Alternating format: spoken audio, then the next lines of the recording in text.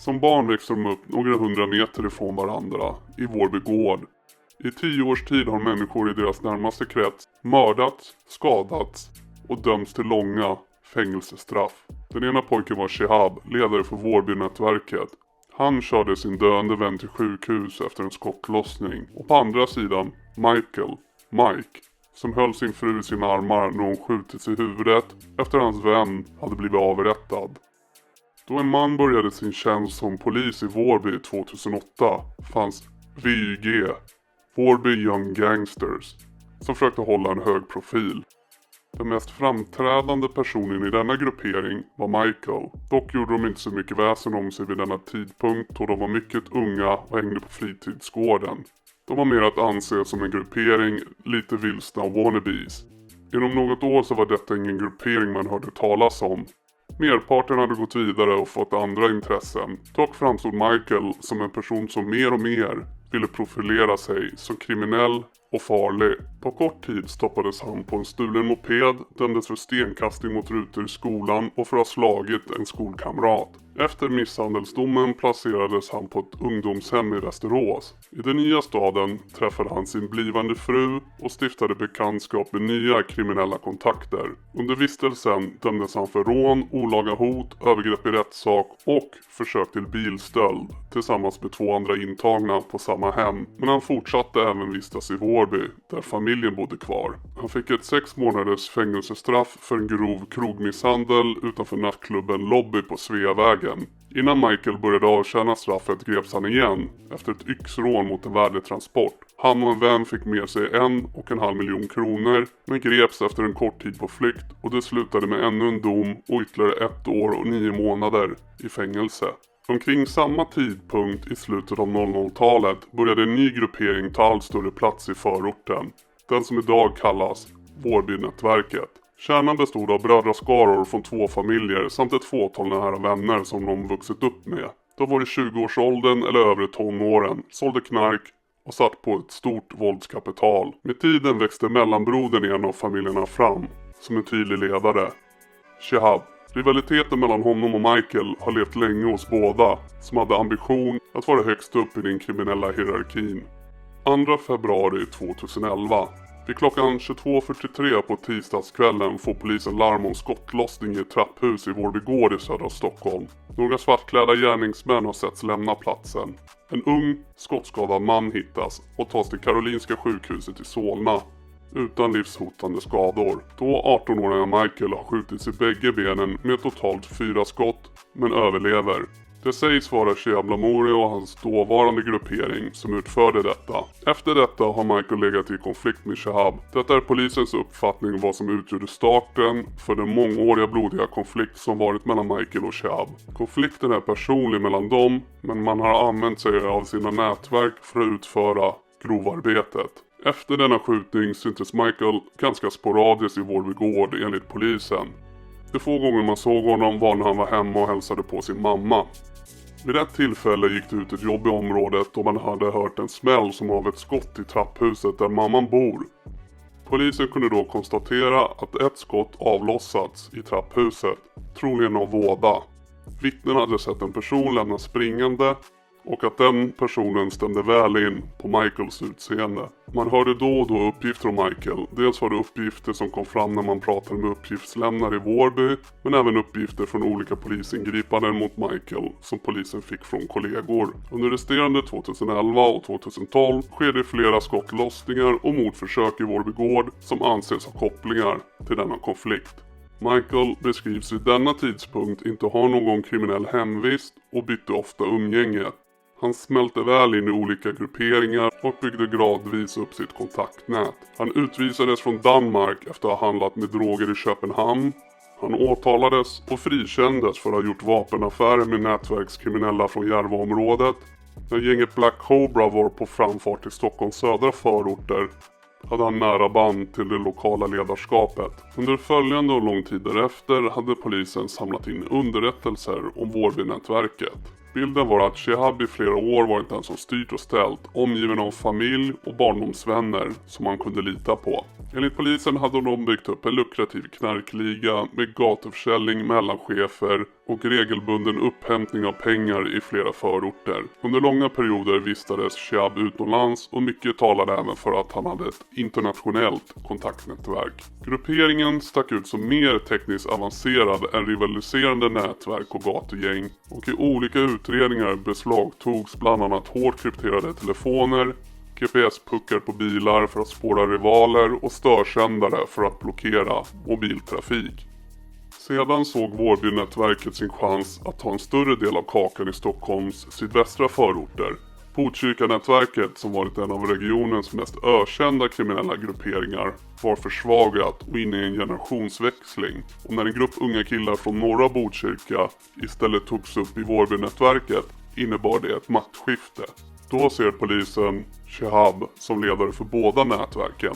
När Encrochat, en tidigare hemlig och hårt krypterad chatt som används av kriminella i hela Europa, hackades 2020, kunde polisen läsa i klartext hur organiserat Shihabs grepp om förorten var. I chattarna fanns bilder som visade att nätverket enbart i Alby hade 5 tremannapatruller som övervakade förorten på schema. Motsvarande patruller fanns i Vårberg och Vårby. Misstänkta fordon och polisnärvaro skulle omedelbart rapporteras tillbaka till Shihab, och om patrullerna skrev ledaren: de ska alltid ha vapen nära till hands, men de behöver inte ha på sig alltid. 28 januari 2017. Klockan var 20:52 på lördagskvällen när polis larmades om skottlossning i närheten av en skola i Vårby, söder om Stockholm. En okänd man med automatvapen öppnar eld vid simhallen och en ung man träffas med flera skott. Kort därefter kom en person in till sjukhus med privat bil med skottskador, men hans liv gick inte att rädda. 23-åringen som skjuts till döds utanför Vårby simhall med flera skott var barndomsvän med Shihab och har tiden innan mordet fungerat som hans personliga chaufför. Chauffören var tillsammans med Shihab och Hammo när han skjuts, och de skjutsar han till sjukhuset. Michael misstänks av polisen utfört skjutningen och mordet, men åtalas inte. Michael, Emil och Ahmed blir alla misstänkta för grovt vapenbrott och brott mot lagen om brandfarliga och explosiva varor. Michael och Emil döms till fängelse, men Ahmed frikänns. September 2018.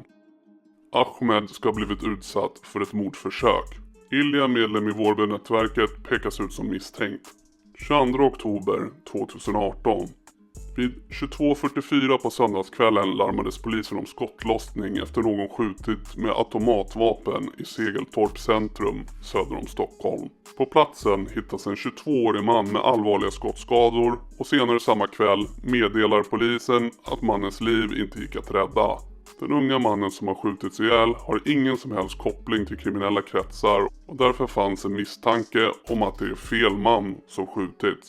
Man har helt enkelt varit ute efter någon annan. De misstänkta gärningsmännen har flytt platsen på moped. Cheyenne Gaff och hans kusin har varit på ett café under kvällen i Segeltorp. Under den efterföljande promenaden mellan kaféet och bilen blev de beskjutna av en gärningsman beväpnad med automatpistol. Offret blir träffad av minst 12 skott, de flesta bakifrån. Fynden och omständigheterna talar starkt för att Cheyenne Gaff avlidit till följd av skottskadorna på bröstkorgen tillsammans med skadorna på buken och dess inre organ. Redan samma kväll som Cheyenne dog gjorde polisen avgörande genombrott i utredningen. I en källargång i Vårby fann man mopeden och vapnet som användes vid mordet. Dessa i sin tur kunde via DNA kopplas till Hammo, 26 år, utpekad medlem och utförare i Vårbynätverket, åtalas senare för mordet på Cheyenne och mordförsöket på hans kusin, då hon också kunde ha fallit offer för kulorna då hon stod väldigt nära sin kusin.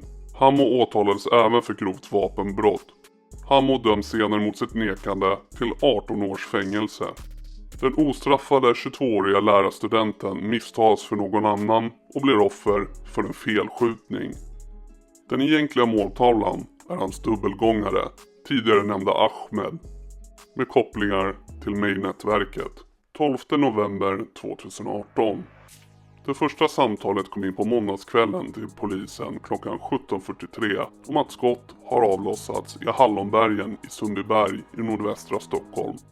Det finns vittnesuppgifter att en moped med 2 personer iförda hjälmar lämnat platsen efter skottlossningen. Det har skjutits mot en bil och minst 15 skott ska ha avlossats med ett automatvapen. Man hade skjutit mot bilen från vänster sida mot förarplatsen och det var kulhål på hela sidan av bilen. Det låg en massa tomhylsor, minst 10 stycken, ungefär 2 meter från bilen. 2 unga män sittades i bilen för till sjukhus där de förklaras avlidna. Båda de avlidna männen satt i en hyrbil då de blev beskjutna. Det är Ahmed, måltavlan från några veckor tidigare, plus en annan ung man som skjuts ihjäl. 14 augusti 2019. En man som kallas Monir misshandlas svårt i Vårby gård. Han uppger själv att det är Vårbynätverket som misshandlat honom och namnger Shihab och hans bror som 2 av gärningsmännen. På en film som ett vittne har tagit av händelsen kan ytterligare personer identifieras, men ärendet läggs ner då Monir inte vill medverka i utredningen. 15 augusti 2019. Monir och Michael grips tillsammans misstänkta för förberedelse till mord. De stoppades efter en biljakt och hade då på sig saker som tydde på förberedelser till våldsbrott, bland annat vapenhölster och nya clownmasker. Det förmodade mordförsöket antogs skulle utföras i Vårby gård och var en hämnd för misshandeln dagen innan. En telefon som hittades i bilen hade GPSen inställd på Vårby gård. 28 oktober 2019. Minst en person skjuter mot flera personer som står vid en bil parkerad utanför Bäckgårdsvägen i Vårby gård. Skotten går in i flera olika lägenheter på platsen. Måltavlorna är Jonas och Ilja som ingår i Vårbynätverket. Jonas var inne i sin mammas lägenhet och Ilja stod och rökte med andra personer runt honom vid bilen när skotten avlossades. Ingen skadades i skjutningen. 13 november 2019. 2 personer skjuter mot en bil i Vårby gård och flyr platsen på en Vespa. Vespan och andra föremål som används för skjutningen knyter en person från Vårbynätverket till händelsen och han häktas för mordförsök men släpptes senare. 14 november 2019. Skottlossning i Vårby gård vid Bäckgårdsvägen. Någon har avlossat flera skott från en gångbro. 29 november 2019. 1 eller 2 personer skjuter mot en bil i Rågsved och flyr en Audi som senare hittas dumpad i närområdet. Monir, som tidigare hade misshandlats svårt, skadades allvarligt i skjutningen när han sitter i passagerarsätet i bilen som besköts. Och föraren av bilen skadades också allvarligt. En person döms senare för medhjälp till försök till mord och den personen kunde länkas till Vårbynätverket. 18 januari 2020. På lördagen vid cirka 16:40 på eftermiddagen vid en Circle K bensinmack i Kungens Kurva så kommer en Mercedes in och 2 skyttar i den och avlossar ett kulregn mot en annan bil. Föraren av bilen träffas av 9 skott i nacken, bröstet och ryggen och avlider direkt på platsen. 3 av skadorna var dödliga var för sig. Det är Emil som avtjänade ett fängelsestraff tillsammans med Mike som dör. Mikes fru som stod i direkt anslutning till bilen träffas av 3 skott, bland annat i huvudet och får allvarliga skador men överlever till slut. Mike som är måltavlan för attacken och även han sitter i bilen klarar sig undan attacken helt oskadd. Senare åtalas Jonas och en annan man för drive-by-attacken. Svea hovrätt instämmer i tingsrättens bedömning att det är den åtalade mannen, Jonas, som var förare av bilen vid skjutningen. Hovrätten har också kommit fram till att den åtalade mannen, trots att han endast kört bilen och inte avlossat några skott, har gjort sig skyldig till 1 mord och 2 mordförsök.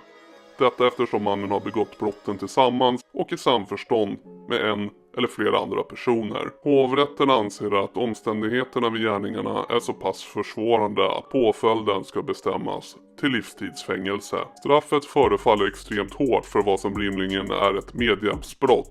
Jonas har inte skjutit och är alltså inte den som faktiskt mördat någon. De som sköt har inte blivit åtalade eller dömda, inte ens gripna. Den dömda Jonas, liksom en annan åtalad som frikändes i tingsrätten, anses vara kopplade till det kriminella Vårbynätverket. De senare åren säger polisen att det känns som att både Michael och Shihab försökt sig hålla undan Vårby gård, förmodligen då de känt fruktan för vedergällningar. Shihab har hållit sig mestadels i Spanien och Michael har hållit till i Västerås. Michaels fru är nämligen släkt med ledaren för Västeråsnätverkets boss, Namo Stress, exfru. April 2020. Polisen rycker ut till Bäckby i Västerås som leder till ett tillslag i en lägenhet och Michael grips misstänkt för grovt vapenbrott. Vad han inte vet när han sitter i arresten. Polisen kan ha räddat hans liv. Vårbynätverket har hittat hans adress och ett mordkommando har skickats till staden för att slå till. På Encrochat beklagar sig Shihab för sina kaptener i nätverket. Det är helt sjukt. Han torskade några timmar innan grabbarna kom fram. Efter hackningen av Encrochat hade polisen full insyn i Vårbynätverkets inre liv under ett par månader 2020. Chattloggarna ligger delvis till grund för att flera personer i nätverket, däribland Shihab, häktades misstänkta för stämpling till mord på Michael. Om timingen på gripandet var en slump eller om det var ett medvetet drag från polisen är det oklart. Det är känt att polisen kunde följa planerna på Encrochat i realtid. Michael satt häktad i 3 veckor innan han försattes på fri fot och något åtal har aldrig väckts. Vårbynätverket hade spårat Michael till Västerås och gjorde flera spaningsresor till staden under de första månaderna 2020. Analys av mobiltelefoner visar att personer i nätverket vid olika tillfällen stod parkerade inom 100 meter av den adress som Michaels fru var skriven på. Natten till den 6 april gav Shihab detaljinstruktioner inför det planerade dådet. Och bror inte jatt från bil till bil, måste avsluta ordentligt. Gärningen ska vara död på plats. Instruktionen var att vänta till Michael satt sig i bilen. Men du måste tajma perfekt och vara kvick som en ekorre. Och bror, inte skjuta kvinnor och sånt, snälla. Han får inte komma undan om han kommer. 2 dagar senare var mordkommandot bestående av 3 personer på plats i Västerås, redo för att utföra dådet, enligt chattarna. På förmiddagen chattade en av männen med sin kapten i Vårbynätverket och skrev: "Menar horungen ska dö? Har aldrig varit så lugn. Ja bror, ska käka hans huvud." När de hittat den exakta porten fick chauffören kalla fötter och byttes ut. På kvällen hade även mannen som chattat tidigare under dagen ångrat sig. Han skrev återigen till sin kapten om att få åka hem. "Bror, kolla det här bror, det känns inte bra bror, att jag är tvungen, jag vill tagga bror." Svaret från kaptenen var att han var tvungen att stanna och att uppdraget var viktigare än något annat.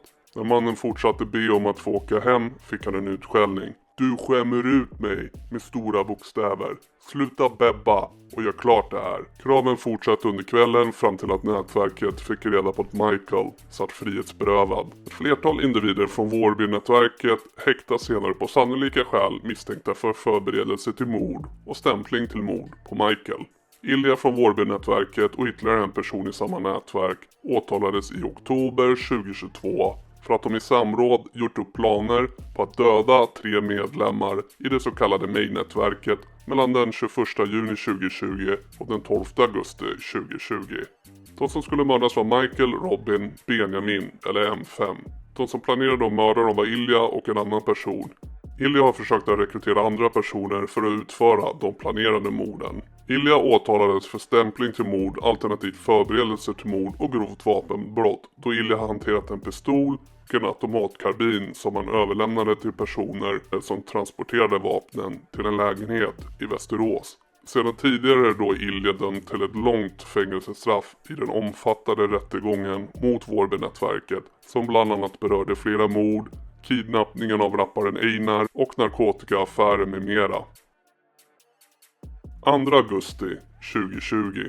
En vit Audi kommer vid 03.24 på natten sakta körande vid en bensinmack i Hallunda. 3 män öppnar sedan eld från bilen med 3 olika vapen. En automatkarbin, Kalashnikov, en kulsprutepistol, Skorpion och en revolver, Smith & Wesson. Mot en McDonalds där flera personer befinner sig utanför och minst ett 20-tal skott avlossas urskillningslöst. Där röken har lagt sig visar det sig att 12-åriga Adriana har träffats med 2 skott och avlider av sina skador. Ingen av de påtänkta måltavlorna träffas av några skott. Ilja från Vårbynätverket har befunnit sig vid bensinmacken knappt en timme tidigare Men vid tiden för skottlossningen så är det bara några unga män från Botkyrka som samarbetar med Vårby som befinner sig på platsen och utsätts för mordförsöket. Dessa måltavlor fälls sedan för ett mordförsök utfört en månad senare när 32 skott avlossas och en ung man träffas i armen. Det visar sig att alla 3 vapen och bilen som användes vid mordet av 12-åriga Adriana och mordförsöken användes tidigare vid inspelningen av rapparen Tians musikvideo.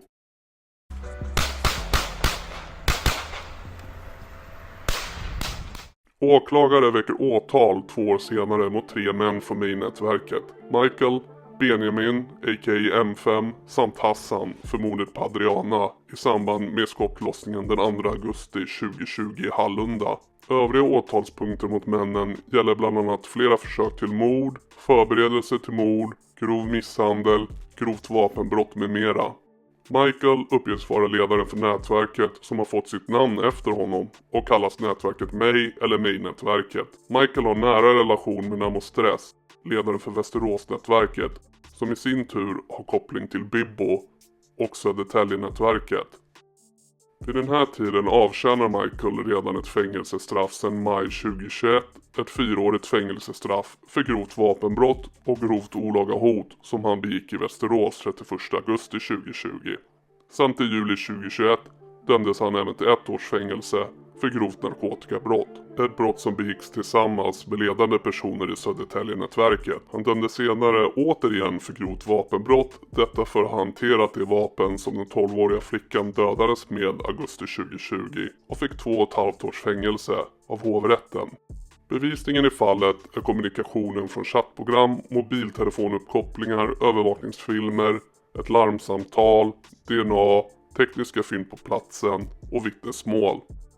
Den 14 juli 2021 stod det klart att Shihab, ledaren för Vårbynätverket, fälls på samtliga 13 punkter han åtalats för, till 17 år och 10 månader i fängelse. 27 andra personer dömdes i samma mål. Där i princip alla huvudfigurer sitter bakom lås och bom under en lång tid framöver kan bara tiden utvisa om den här konflikten är över.